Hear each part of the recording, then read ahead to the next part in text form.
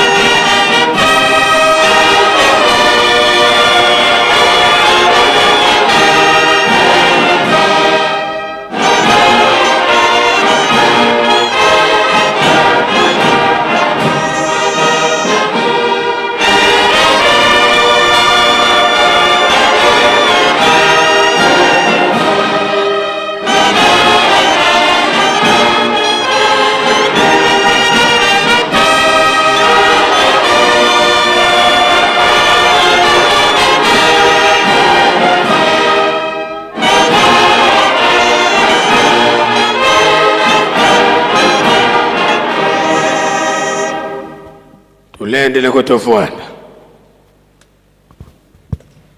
Sedeto tata mfuma mbanza beto bana bakutukulombele bakafulu watu sikidikisa.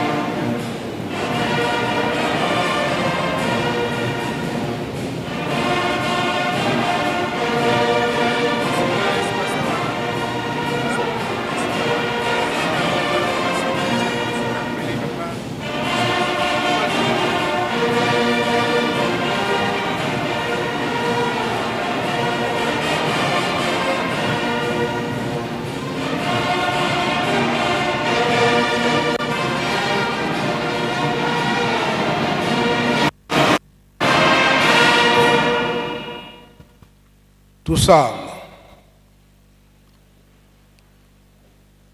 Entsambu zange mfumo Yesu Kristo yozola kwangitata nzambi wase yontwadi wangitata mwanda wavelela bika wakwa masikilanga muna yeto tukwa kwa yelemvu se ye mwani tata mwanda wavelela. Amen.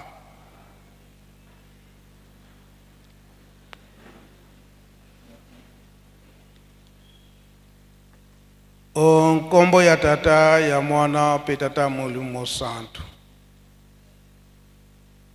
Lelo tozali na date ya le 13 octobre l'an 2025. Oyo tozali ko kanisa deuxième journée na biso ya milulu na biso ya le 12 octobre.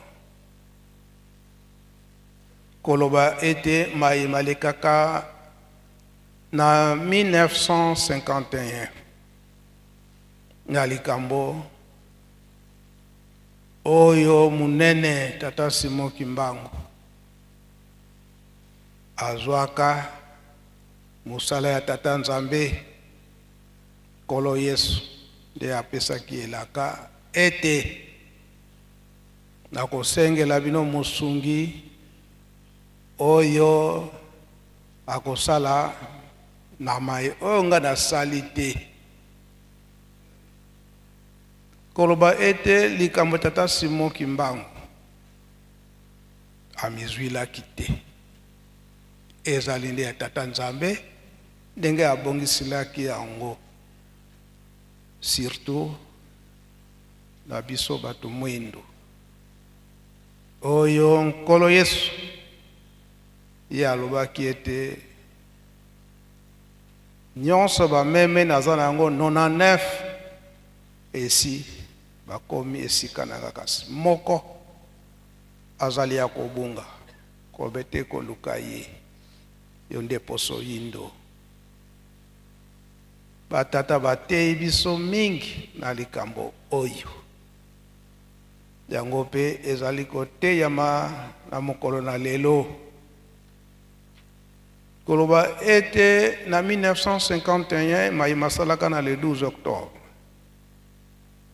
oyo tozali koyoka ete elonga ya tata Simon Kimbangu oyo akokisaki 30 ans ndenge bayokanaka na nkolo Yesu azonga epai na bango kasi musala na ye ekufa te esengelaki boyingani yango mpe tozolobaki mbotama ya papa Simon Kimbangu Kiangani. Histoire ya tata Mulimo Santo ya tata Simon Kimbangu ezali légende te mais ezali solo po soki ezalaki ba légende ndenge papa dia lungana abandaki kolobela yango ete etumba bitumba oyo semona na kati na lingomba soki ezalaki ba légende nde lingomba eza kokontinue kotambola te ntina mokolo na lelo kasi ezali de solo oyo tokoloba moke koloba ete manso bazali komonana batata balakisaki biso yango surtout na papa yangenda kontima oyo etali ete réincarnation ya nzoto ya tata molimo santo biso bakimbangiste koyebi yango malamu batata balobelaki yango oyo na date yo ila le 12 octobre 1951 yambo esalamu toyebi ete bokangami tata Simon Kimbangu banda 1921 emonanaki ete lingomba ekokufa kasi elobi na nzembo ete bakokangaka mutu kasi nzambe bakokangaka ete continuité na mama Mwilu kino le 12 avril 1959 ndenge mama Mwilu apesaka tela na papa Diangenda ete a continué œuvre ya tata na tata Simon Kimbangu de 1959 kino na 1990 papa Diangenda alobete na le 30 juin ya alobete azwi diplôme na ye kolobete mukumba tenga memaki yango ya lingomba banda le 24 décembre 1959 tina tango wana kasi yambo azwa mukumba yango tenge bazalaki encore ba prisonnier mais baza kosala mosala na kati na l'État papa Kisolokele na papa Diangenda kontima baza kosala na l'État mais na kati na l'État gouvernement belge balingamaki mingi papa Kisolokele na papa Diangenda kontima kasi loko lezalaki ya bonzambe tata Simon Kimbangu tango amoni ete alinga tika mokili spirituellement apusaki mwana na ye papa Diangenda akende kozala kuna na Kananga po azala pene na ye na Lubumbashi pote ngonga soki ekoki akoka kolakisa na bonzoto likambo na ye ndenge nini ekotambolela na batata ndenge balakisi biso na ye moko papa Diangenda eke le 4 avril 1951 wana papa Simon Kimbangu aye komonana na papa Diangenda koloba ete tango nanga ekomi pene kasi esengeli ozala esika nga nazali na lakisa yo ndenge nini okotambusa lingomba oyo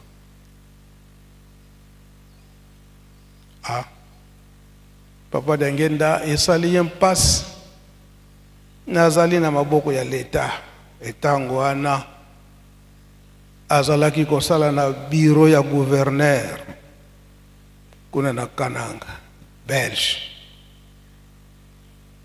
papa Simon Kimbangu alobi ete mubeko ya liboso tosa l'État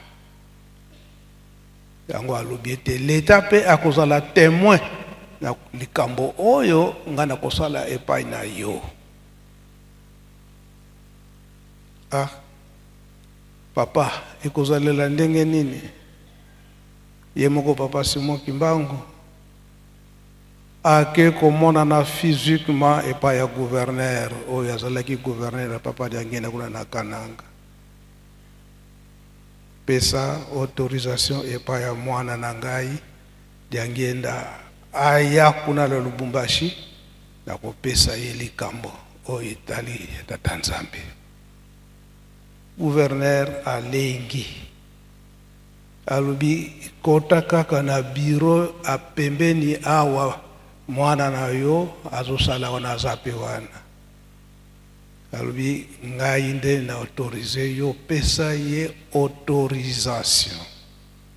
Gouverneur alobi oyo ngambo parce que bao pe bazali boso na ngai bazali ndenge nini nakoki kosigner mukanda dengwana. Abi nga nazali awa benga mokonzi na yo kuna na Léopold de Ville na tango na Léopold de Ville. Abengi téléphone takona na ba telegram. Tala likambo ezali awa.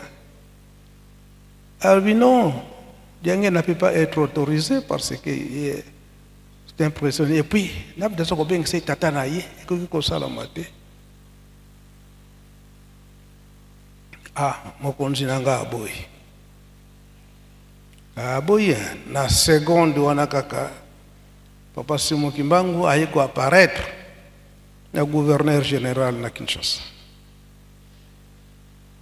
Kimbangu. Nini? Pesa ordre. Na mutu na yo kuna na Kananga. Tangwa Luaburg. A pesa autorisation et pas mwana na ngai akoma na Lubumbashi. Poete na koka koyebisa ye makambo onga na zanango poete. Na yebisa ndenge nini ngombe kotambula. Gouverneur général alobi naza na autorisation wana te fona tu na roi. Et puis ndenge nini na kosigere likambo pa ya roi na kokate. Ya bon na seconde kaka yemoko Papa Simon Kimbangu akeko bimela roi. Tout de suite là. Plus question se réunir dans le conseil. Autorisation. Papa Simon Kimbangu alobi ke faut payer par écrit, alors par écrit. Et ça y a comme na papier. Peut-être par trace. Ali Kambongo ezala.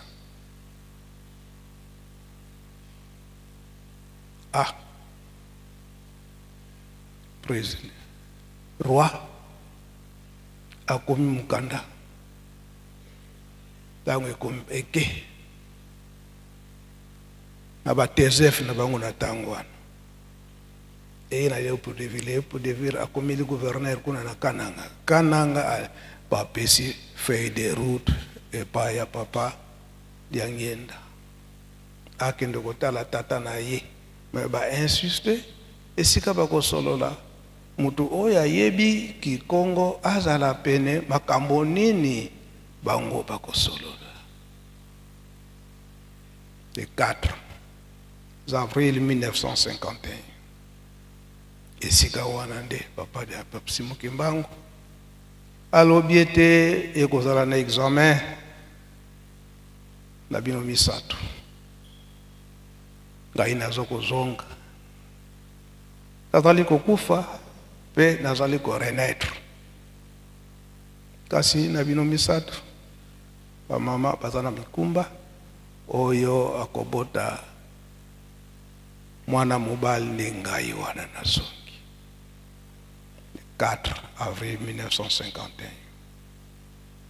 Et le 12 octobre 1951, Nandenge Mbotama ya Papa Simon Kimbangu Kiangani pe elonga ya Papa Simon Kimbangu.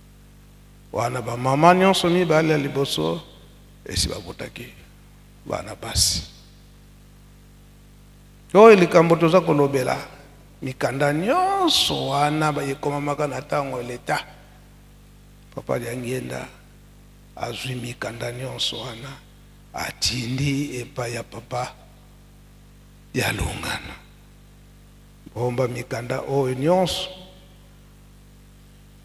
na tango tokozala te ekozala ete bakotuna papa balubaki ndenge nini ezalaki ndenge nini mikanda ndo yango nde kokata makambo nyonso oyo eza koleka na mokolo na lelo solo lelo yo soki lobi tozalaki na Papa Simon Kimbangu Kiangani ye moko na kati na temple sina tina bilaka ya batata eke mikolo ekoya bato ndenge na ndenge babanda koya ngonga kutu ya kopema moke to komela mwa mai ya verre ekozala te yango lelo ye aye te atindi nde ngai lelo le 13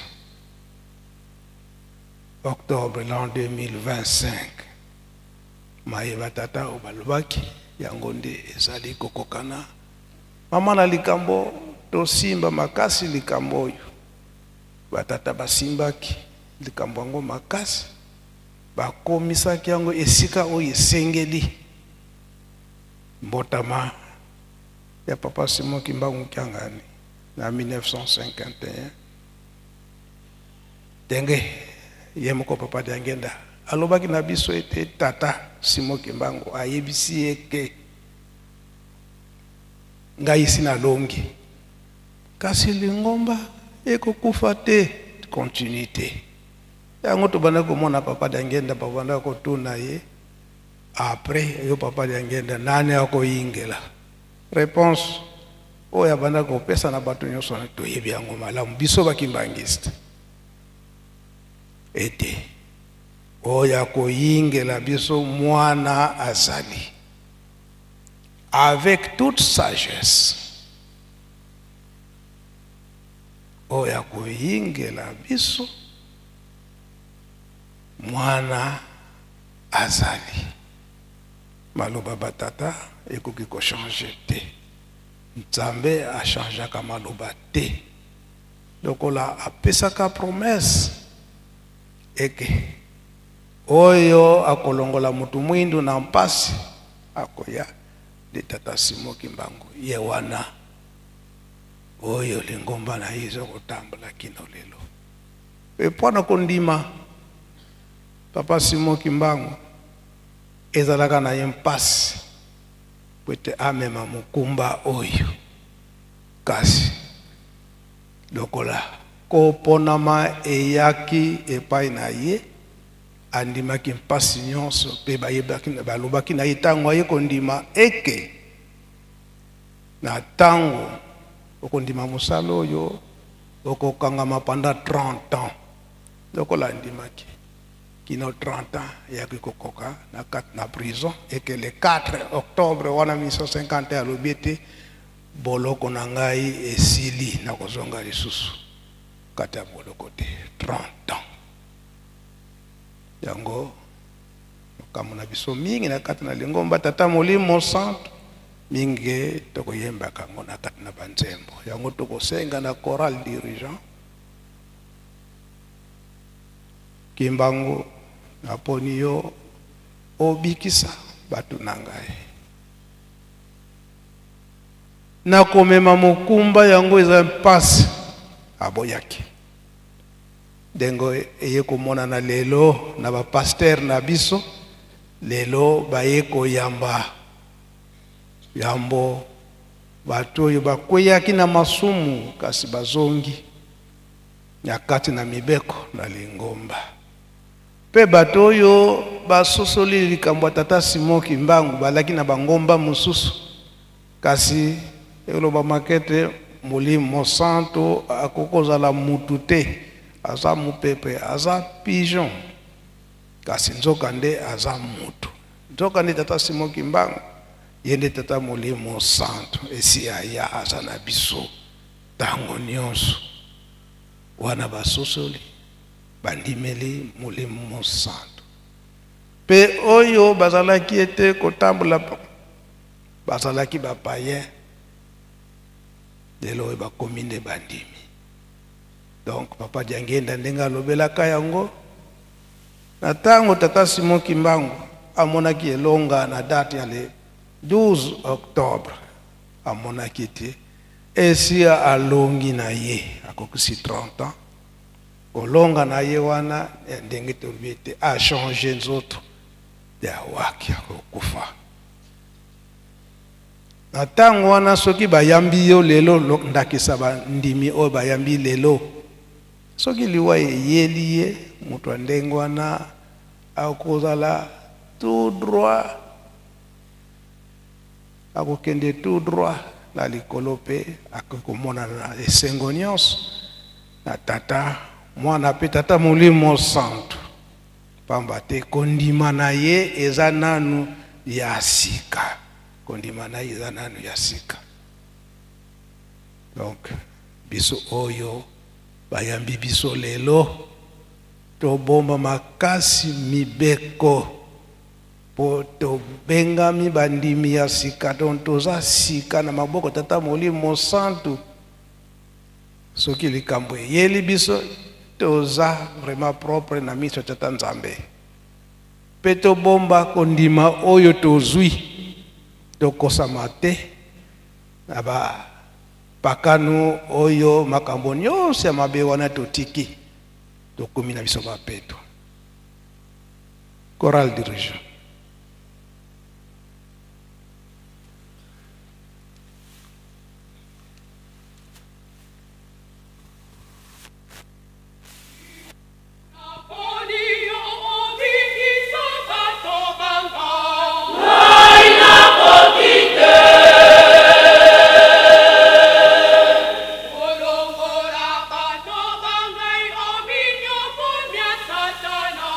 Naina Poki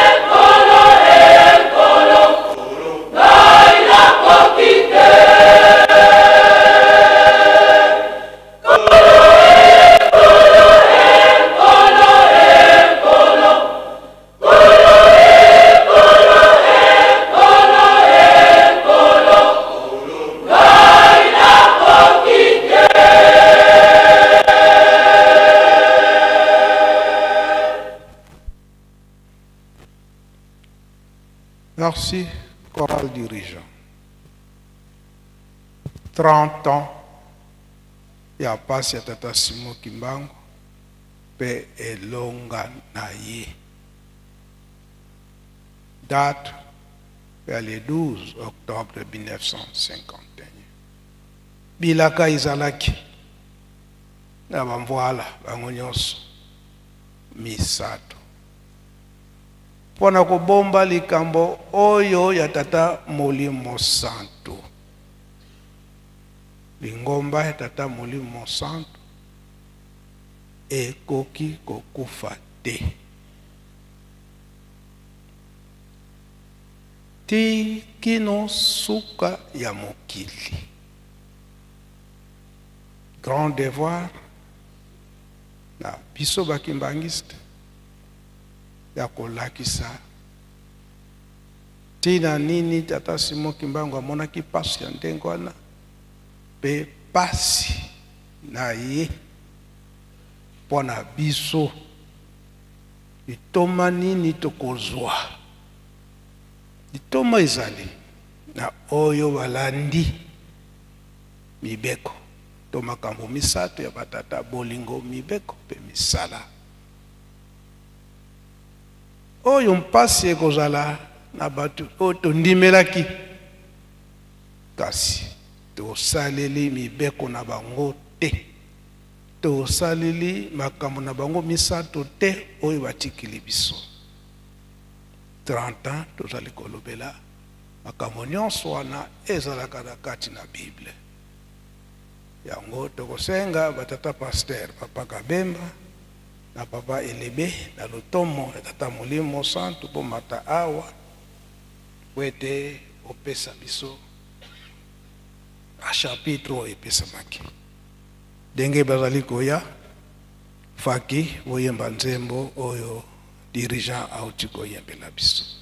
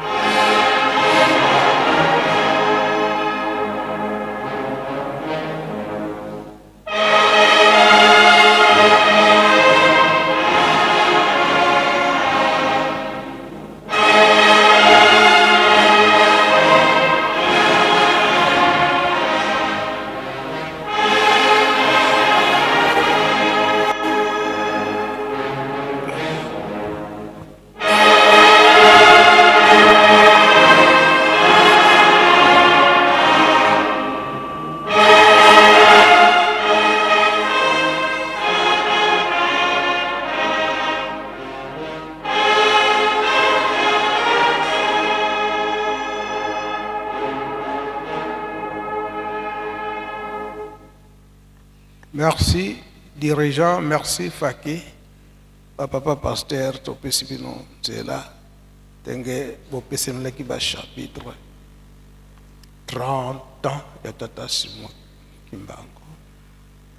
Ko kansa pe mpasi na ye. Pe 30 ans ya bamvwana.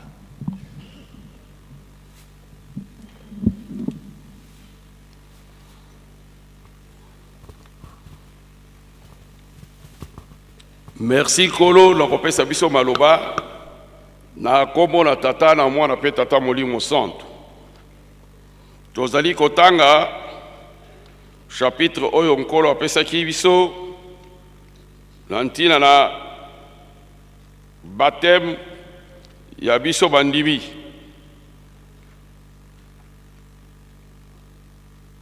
Tozali kotanga mokanda ya Jean chapitre 3 verset 3 à 8.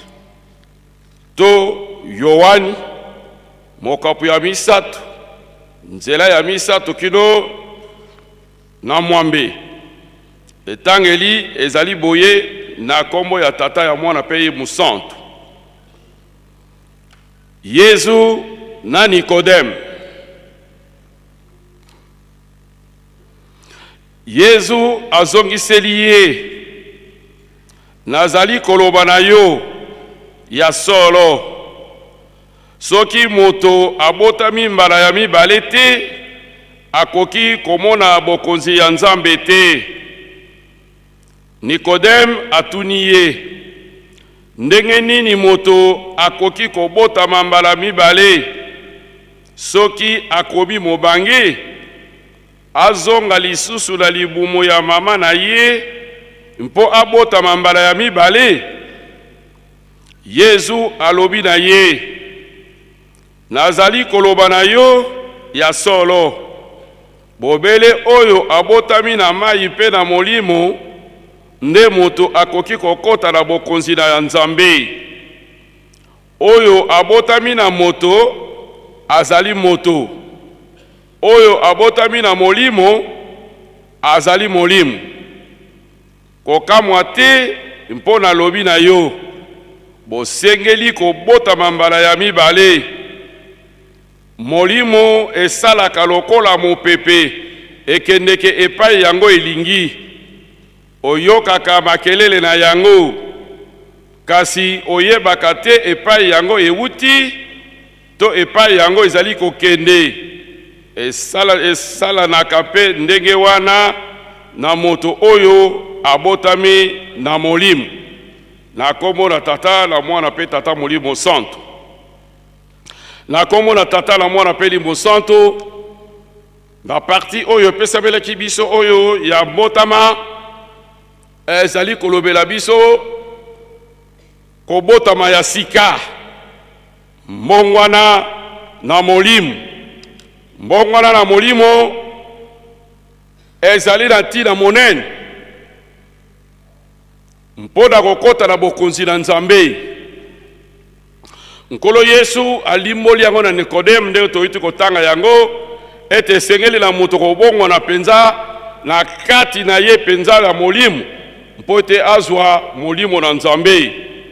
Mpo ete mbongwana to mbotama ya sika ezali mosala ya tata Nzambe oyo ezali komona na lokola Nkolo Yesu apesi alobi yango ete ezali mopepe tomonaka te epai yango ewuti, tomonaka te epai ezali kokende, kasi tomonaka befe na yango, tozali komona misala na yango na ntango ezali koningisa banzete matiti bandalala nde tozali komona te mopepe ezali koleka. Batata ba mama mbotama ya sika ezali na ntina monene. Nkolo Yesu alobi yango na Nikodem ete esengeli na ye kobotama mbala mibale na komona bokonzi na Nzambe. Esengeli to botama mbala mibale, la conversion. Ezali te ete to mona yango toto lata bilamba ya mpembe ndenge to moni yango lelo to lati bilamba pembe bayambi biso kasi to bongwani te. Tomoni solo te bandimi to bongwani bayambi biso. Est-ce que solo to bongwani?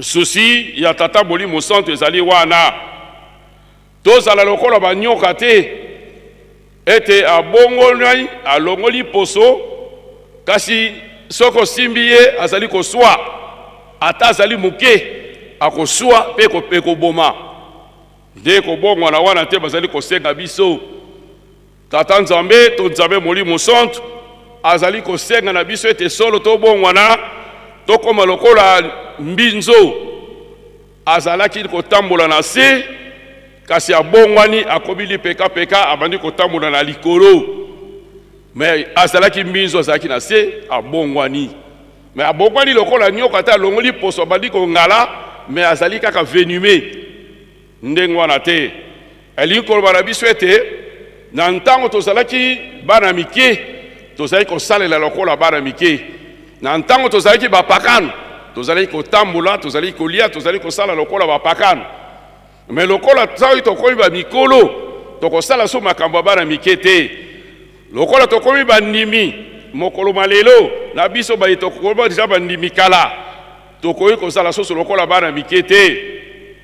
Apôtre Paul aza kopesa biso yango na 1 Corinthiens chapitre 13 verset 11 ete ntango nazalaki mwana moke nasalaki ya moke lokola tozalaki bapakano tosalelaki ya bopakano me banda lelo banda mpe mokolo tokomaki bandimi tokosalela kaka makambo ya kibondimi makambo ya kimokolo osoki bamoni biso susu tozali kosakana na mabele bakomona lokola mutu na biso ezali kosala susu malamu te balobi na biso na kati te kota kobotama na mai mpe kobotama na molimo parce que bato mingi balobaka te bon ezali nécessairement mutu esengeli azwa kaka batema ya mai mpo ete akotela bokonzi na likolo ndenge Jean-Baptiste alobi te solo ngai nazali kobatisa bino na mai mais oyo akoya nsima na ngai aza na nguya koleka ngai ye akobatisa bino na molimo kobatisama na mai ezali mpona kobongola motema tozali kokufa biso moko mpo te tokokosekwa na Nzambe mais kobatisama na kati na molimo yango nde eleki monene parce que kobatisama na kati na molimo ezali mosala oyo Nzambe ye moko azali kosala kati na mutu Nzambe nde azali kosala makati na mutu mpo tokoma nouvelle créature tokoma ekelamu ya sika Nzambe azali kobongola yo na profondeur na mai ezali elembo extérieur oyo epesami na libanda tomoniki batie mutu mai mais na mokobotama to kobotama na molimo eza likambo ya molimo eza kosala na kati ya molimo Nzambe nde mutu ye moko azali kosala yango ndenge nkolo alobelaki te mopepe tango place euti eyebani te place ezali kokende eyebani te donc tango mutu azali kobotama na Bibale na molimo ezali na kati ya motema moya koyeba yango ezali te mais tokoyeba yango na befe nango na mbuma oyo mutu oyo abatisami na molimo mutu oyo abotami na Bibale na molimo tokomona befe nango misala nango nde toyeba mbuma ya molimo na Galate na chapitre 5 na verset 22 tozali komona mbuma ya molimo bapesi biso bolingo kokanga motema bopolo makambo ya kitoko nyonso oyo Nzambe azali kosenga na biso tolingi kolakisa moke Nikodeme azali nani tobi Nikodeme azalaki mokonzi solo ya bayuda azalaki un homme considéré na katikati na bayuda kasi ayebaki lisese oyo nkolo apesaki ete yango ezali kolakisa biso ete mutu azali na Nikodeme donc azali na hauteur te ya koyeba kososola secret ya tata Nzambe ya koyeba bombami ya tata Nzambe donc azali mokolo na komona na miso mais kasi na motema azali na mwana moke ndenge pe tozali komona mota mokolo azali ata na 20 ans 40 ans 50 ans mais tango azali koyeba na likambo na Nzambe te akokani na mwana oyo ya 10 ans te oyo ayebi kosala likambo na Nzambe donc ba Nikodeme bazali bato oyo batelemelaka musala na Nzambe bato oyo balinga kobundisa musala na Nzambe d'une façon ou d'une autre bazali koteya matei oyo ezali kozibisa bato azali ko mutu azali koteya bino nous sommes sous la grâce donc tozali na se na mauvais côté tozali Nzambe nkolo ya kufelaki biso ne kuluzu donc maso tokosala ezali yango malamu Nzambe azali Nzambe mawa Dieu miséricordieux donc nyonso kosala Nzambe koyokolo mawa donc Nzambe kosala bona omoni mateya ndenge wana ezali mateya ezali kondima nzoka ne senga na biso tozala na kondima makasi kondima yango nde ezali fondation ya mondimi tondimela tata nzambe nkolo mpe molimo santo yango nde kopesa biso accès tokota na lola na bokonzi ya likolo ya bomoi ya mibu na mibu biso bandimi baito tobatisami lelo tobatisami kala esere na biso tobokolaka kondima na biso ndenge tobokolaka jardin tosopelaka ngo mai surtout lelanga awa soki osali bongo te ndunda moko ekobima te esengeli kondima na biso tobokola yango tobokola kondima na biso na losambo biso bandimi ya kala tokomi makasi tozali kozwa parese mingi na kati na mosala na nzambe na losambo biso bandimi ya kala esengeli totangaka bible makasi azali mokanda na nzambe esengeli kota tolukaka nzela ya molimo to atteindre objectif na biso oyo tondimelaki tosalaka misala na nzambe yango leto toresibe yango na makambo misato ndenge tolandi tata nkolo aluti koloba na biso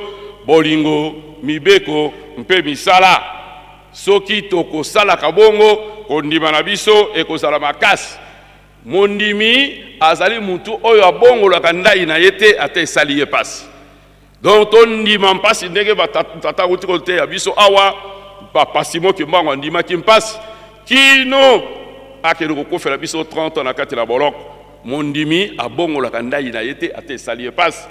Psaume 15 verset 4 tozwi bateme ya molimo bateme ya molimo ezikisi maye nyonso bamposa nyonso ya mabe ezalaki kati na biso ebakisi biso makasi ete tozala molende tozala na persévérance na ntina na likambo oyo biso dimelaki ete tomema mosala oyo parceke alakaki biso ete lingomba ekoki kokufa te lingomba eza kose régénérer mokolo na mokolo na ntina na bateme na ndenge bandi baza kokota toza kosala continuité ya mosala ya tata nzambe kasi mawa ya nzambe ezali nini ete toyebaki nzambe te toyebanaki na nzambe te kasi sika toyebi nzambe tozali kosalela susu biloko oyo ezangi ntina yango nde eza kopesa mawa ete aza kobanga kosala mosala ya mpunda kati na biso ndenge apôtre Paul alobaki yango na bagalatia na chapitre 4 na verset 8 ti na verset 11 nzambe azali kobanga surtout na verset 11 obi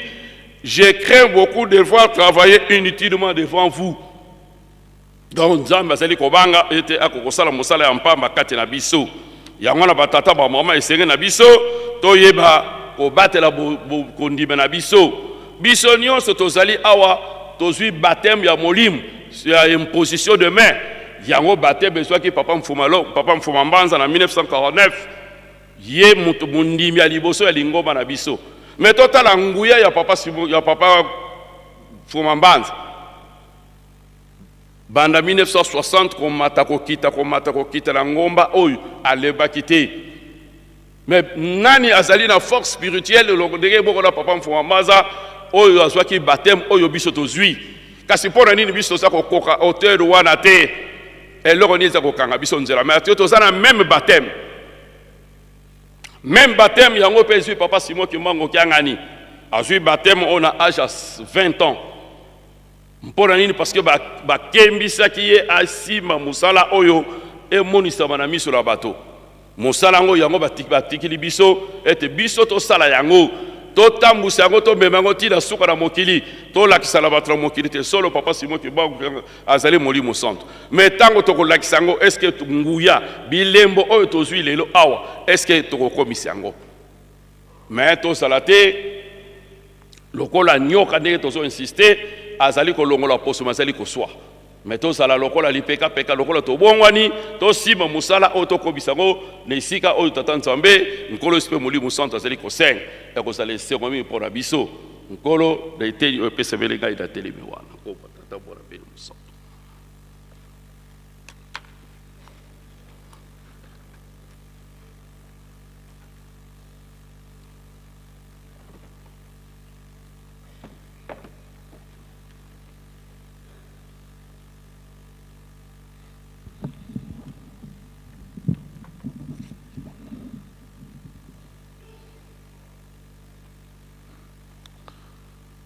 Na kombo na Nzambe tata mwana tata molimo santo merci nkolo mpona maloba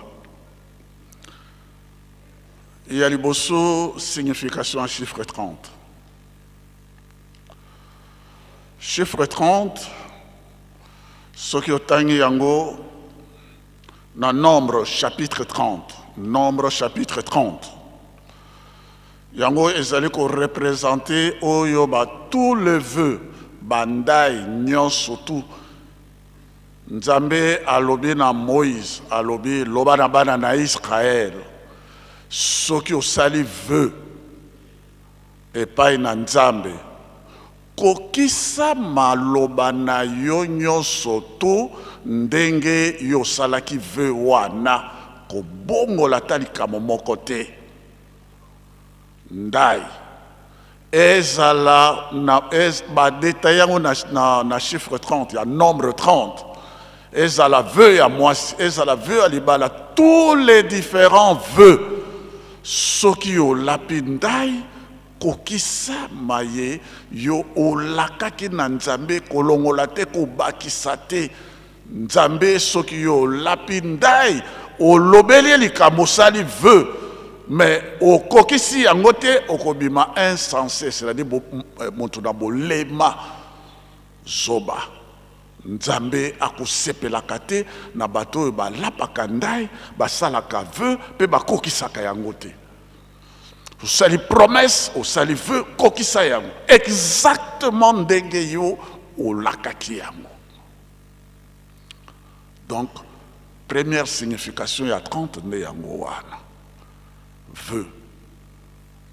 Et chiffre 30 p ezali ko représenter maturité. Moto yo azali ko échanger étape mosusu aza ko longwa na étape mosusu pe azali ko kota na étape mosusu. Yango na la loi et pas na bayuda soki moto akokisi 30 ans nde akomi na maturité na makoki manso po na kokota na sanctuaire lévitique. Yo soki okokisi na no 30 ans te okoki kozala ozali na makoki nyonso te oyo okota na sanctuaire lévitique. Il faut okokisa 30 ans. Yango na ezalaki bobeko epai na bango. Donc soki moto akokisi 30 ans ezali moto yo akomi na maturité spirituelle d'abord. Yango na okokolisa manakati na bonganga okomi na 30 ans oju autorisation ya kokota na kati ya sanctuaire lévitique pour osala mosala na yo ya bonganga sala ki bongo. Yango na papa Diangue na sala ko expliquer biso que nkolo Yesu azalaki spirituellement na prison. Donc, à Kangamaki Ponanine, malgré déjà na âge à 12 ans, bazali comme on a sagesse naïe, mais il fallait attendre 30 ans. À du baptême, Penkolo Yesu, a bandi Mosala naïe, il y a maître Molakis. 30 ans, tant il y a bandi Mosala naïe. Oyo ba yokanaki na tata naïe. Nde abandaki yam, na âge à 30 ans.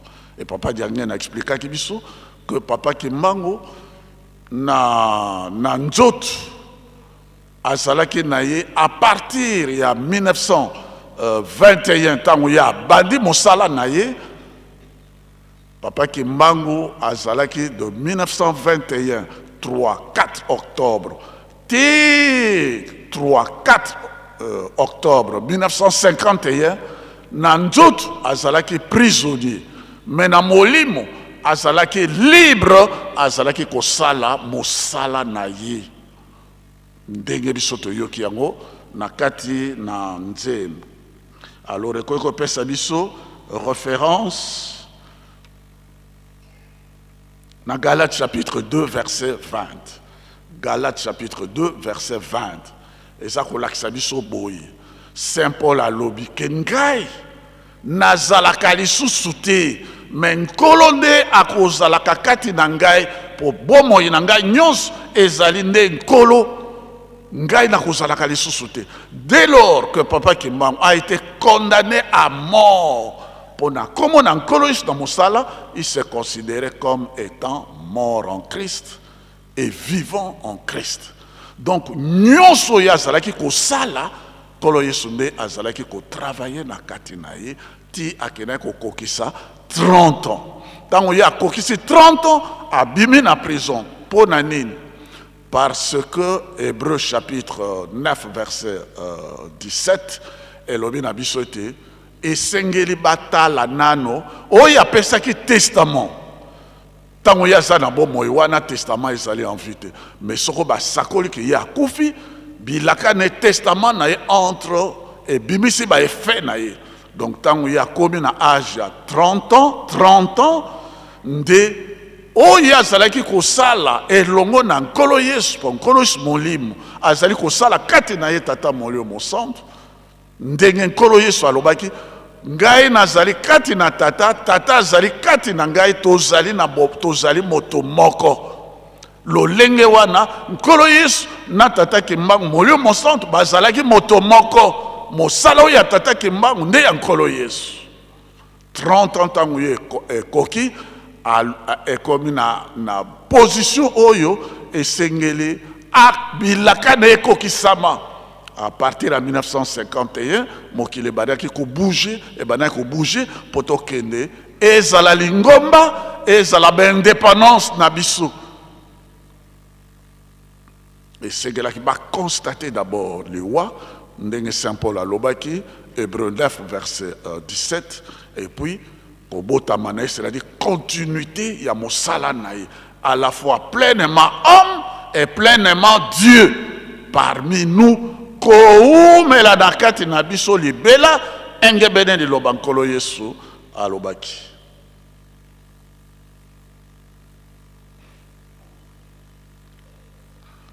Yangwana tolinga minko lobato to pesaka ba référence Jean chapitre 14 verset 11 à 12, c'est-à-dire que ngai nazali kati na tata, tata pe azali kati na ngai nazali bomoko. Ye atindi tata molio mosantu ye na azali moko na tata molio mosantu. Tata molio mosantu azali na ye azali na ye longo. Yangwana papa diange na lobaki soko nkolo Yesu kuna na bana na Israël soko abalaka abota mwana wana atindaki mbele balingaki kolobani tolingaki tolobaki azali molio mosantu. Yangwana aye na nkombo na ye ya mibale abianga mi dialonga kati na ye tata molio mosantu aye kobima oyo azali ko continuer mosala na ye. Yangwana batata ba mama ngonga ezali kokende na 1 Jean chapitre 2 verset 23. Oyo awangani mwana awangani tata oyo andimeli mwana andimeli tata. Esika wana ezali danger makasi. Tata Simon Kimbangu alobi na 1951 ndenge bisoto yoki yango toyebi yango et que ngai na kobotama ya botami na 1951 ndenge pe towuti kolimola na nani na nkolo Yesu tokozongela yango. Oyo andimeli papa Simon Kimbangu kiangani andimeli batata bango misato po bango misato bazali moto moko. Soki yo ndimeli yete ye azali kati na bango bango bazali kati na ye lobiko ekozala te na yo ezali solo. Tata molio mosantu ye moko ayebisaki biso awa papa diangenda asali 30 ans etoyoki mpe nkolo azongeli likambo yango. Tata diangenda asali 30 ans de 1960 à 1990 30 ans na alobi na ju diplôme. C'est-à-dire, malgré les épreuves, ndenge ezalaki na papa Kimbangu 30 ans ya prison passe tata ba maman tata Kimbangu bazalaki kobeta ye 120 coups de fouet fois 2, ça fait 240 coups de fouet. Bakisa ba oyo mosusu bazalaki kobeta bango ba fouet soko alemi akoki te papa Kimbangu le bo bakisa ba fouet na ye likolo na ngai. Ça fait plus de 2 500 000 coups de fouet pendant 30 ans. 2 592 000 coups de fouet exactement. na nzoto na ye, sans compter bapasi oyo mosusu tokoki koénumérer te, baempoisonnement, banini 2 592 000 coups de fouet na corps humain. Superficie ya mboka na biso ezali 2 345 000 km², si je ne me trompe pas. Donc chaque kilomètre carré à Mokoyo, en coup de fouet, il y a papa Kimbago. Coup de fouet, Moko. Kilomètre carré, Moko. En coup de fouet. Sans compter que ça, tu vas donner ça à Congo Angola, tu vas donner ça à Congo Brazzaville. Vous vous imaginez ce que c'était ça, la souffrance? Mais akangi motema malgré l'insulte, la souffrance, il a mené sa croix jusqu'au bout le 12 octobre 1951, vendredi à 15 h. Alobi moto azali na pouvoir ya kolongola bomoi na ngai te, wana nkolo so alobaki yango, ngai nazali kopesa bomoi na ngai moko. Naza na pouvoir ya kopesa bomoi na ngai, eza na pouvoir ya ko récupérer bomoi na ngai. Naza na pouvoir wana ya kopesa bomoi na ngai, eza na pouvoir wana mpe ya ko récupérer bomoi na ngai. Engebena likambo biso toyokanaki na nkolo na biso Yesu Kristo.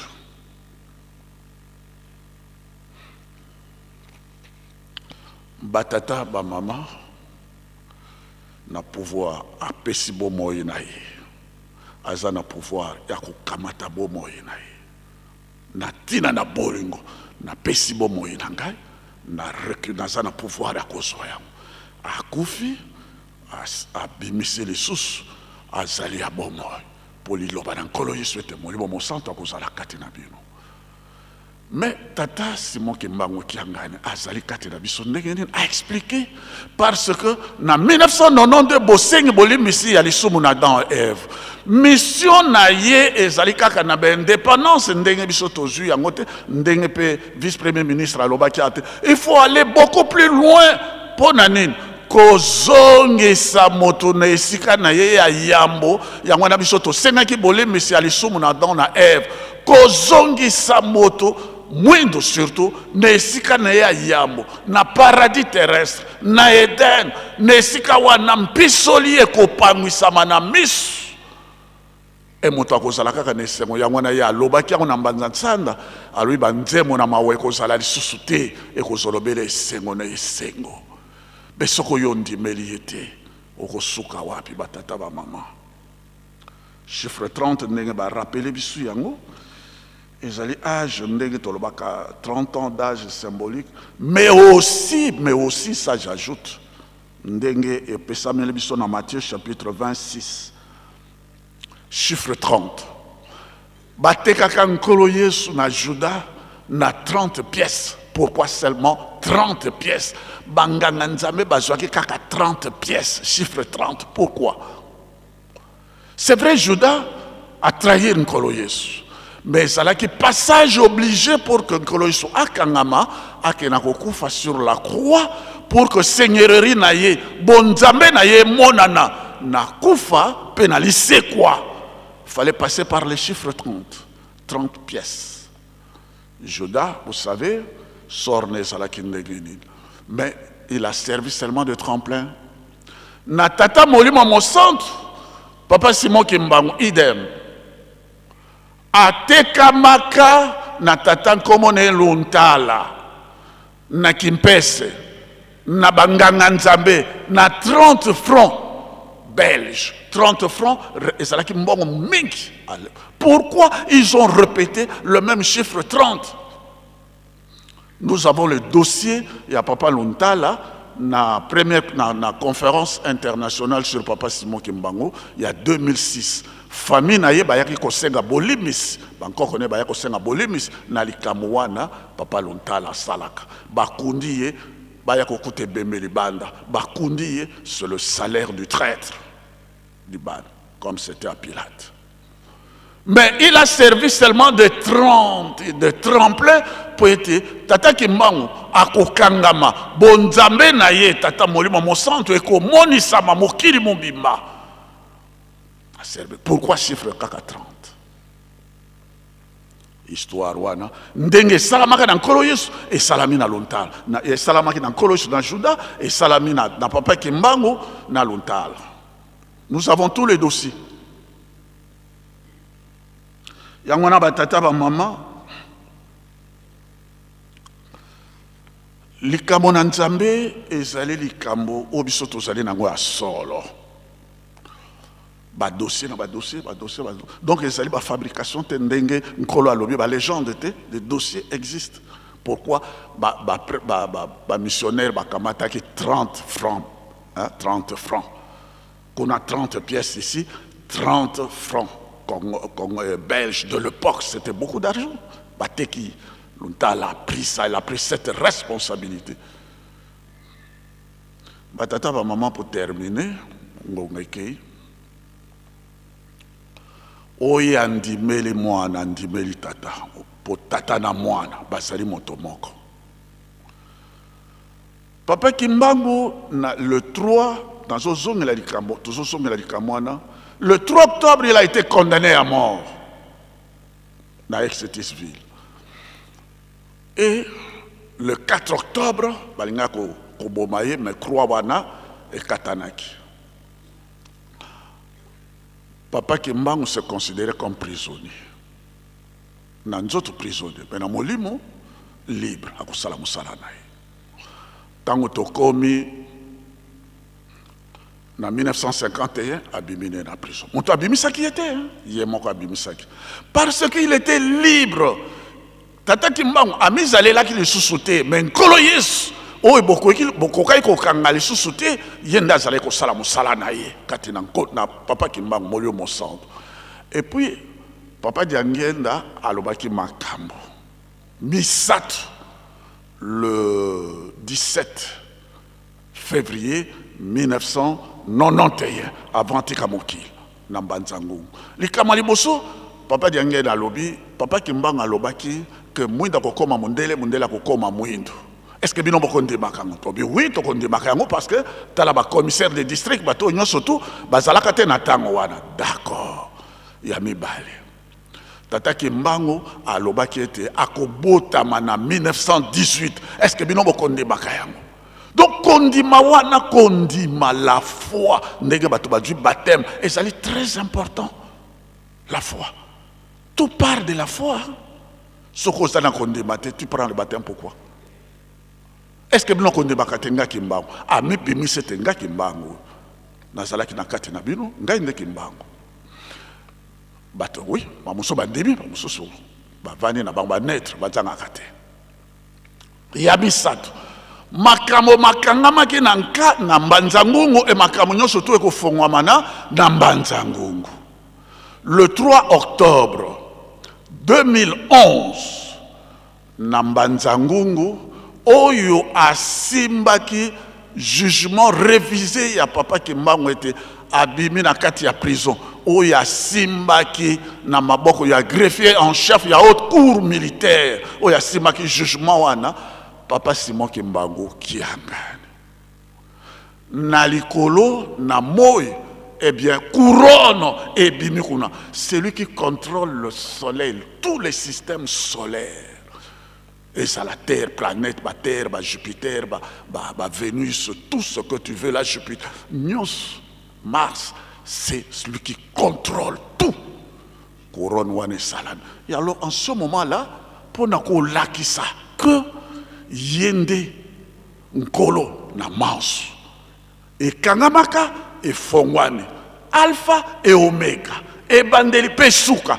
mais soko yondi meli yete suka na yonini biso nyonso to tango to waka to kufaka elongi na biso totalaka ngo vers le soleil n'est-ce pas totalaka ngo vers le soleil mais to yebi ke laiso ekozala tango laiso ekozala nani akolamwisa yo et c'est ça le plus important na baptême na ndenge na kondima na biso ya ekotinda na tata Simon Kimbangu nani akolamwisa yo po biso nyonso to tokolala pongi ba wei pe ba ko ya avant soko ba wei ba ye sili biso ndenge Saint Paul alobaki dans 1 Corinthiens chapitre 15 verset 50 à 54 secret wana biso nyoto ko lala pongi nana ko lamwisa yo tata molio monsanto aza koumela kati na biso mpo akokotisa biso na mokili oyo mabe ekozala te me nana kolambwisa yo esoko yo ndibeli ye te esukano ekozala nini nayokaki na mongongo na ngai moko tozalaki na mwana tokei na ye epai na papa atuni ye papa Simoki Mbangu Kiangani atuni ye yo ozali mondimi te ngai naza nanu mondimi te est-ce que ozali bosiko bi ozali pembeni te papa ngai nazali pembeni alobi ne nayokaki na matoi na ngai na nkombo tata mwana molio mosantu papa azoloba na bisala noki okota na kati na ndako mpo nalingi nakanga lopango omoni makambo baseka jobi nalingi nakanga lopango batata bamama kowumela kaka na kisympathisante na kati ya lingomba kota na kati ya ndako esoko yo ozali na kati na ndako batela esika na yo mpo toza kokena na esika moko ya bisengo pe ya pasi ndenge biso tozali kotosa mpe kotindamela na ye bolingo mibeko mpe misala tokamata yango lisusu lokola slogan te totia yango na pratique mpo tozwa lobiko na kombo na tata mwana tata molio mosantu.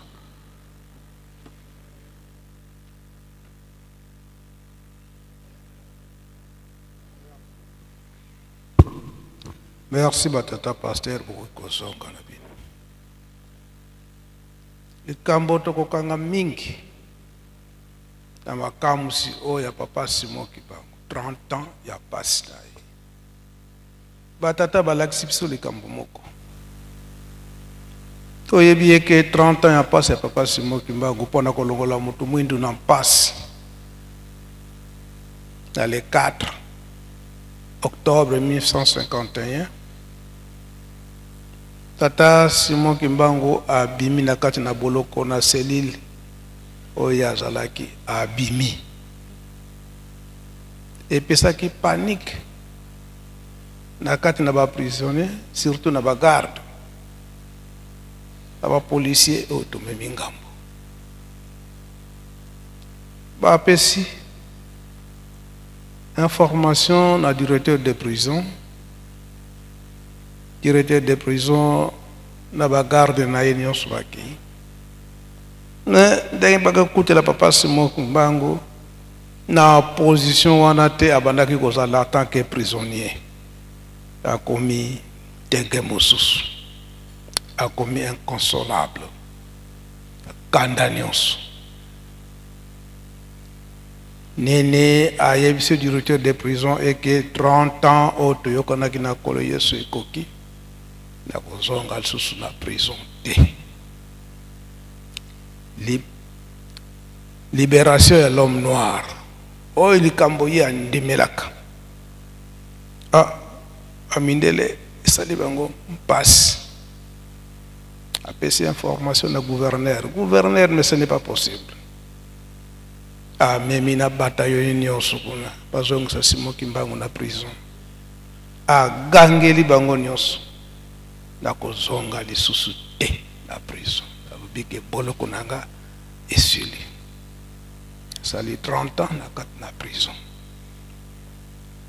malgré na molimo bakangaki ye nzela te abandaki kosalisa na ye kasi na bonzoto azalaki prisonnier mais mokolo wana le 4 octobre ya bimi télégramme eleli ti kuna na Belgique kuna na roi faites tout bozongise na prison mais ay tozokoka ye te babimisi bagarnison nyonso baluka moyen ndenge nini akozongisa papa Simoki Mbangu na prison na kozonga lisusu te effet ya bapapa balakisi biso ke ye kosalama na ndenge nini nda 1951 wana malgré que papa Simoki Mbangu le 12 ntango akufi bamoni ke esi akufi donc likambo oyo ye abandaki koreklame ya indépendance ya mutu mwindu ako réclama yango lisusu te, et surtout Afrique atungisi bango mingi ya 1951 wana kino na 1956 oyo mbuma makitoko yaki kobima na kati na lingomba eke biso bakimbangisi tokomi na bolingo makasi bamoni ete alikambo yango tokokoka yango lisusu te.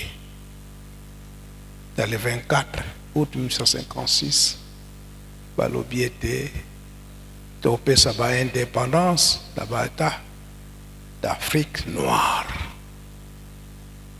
baétat d'Afrique noire nyonso bazwa ba indépendance na bango le 24 août 1956. Kolakisa bokasi ya tata Simon Kimbangu spirituel. Ngai na yo na mokolo lelo, est-ce que toza kososola likambo yango? Yango baza kosenga biso bandimi. Na le 4 octobre 1951, ndenge papa Simon Kimbangu abimaki na prison azongaki lisusu te. Yango biso bandimi tango tozalaki bapakano tosalaki oyo esengelaki biso te o bazali kopekisa biso.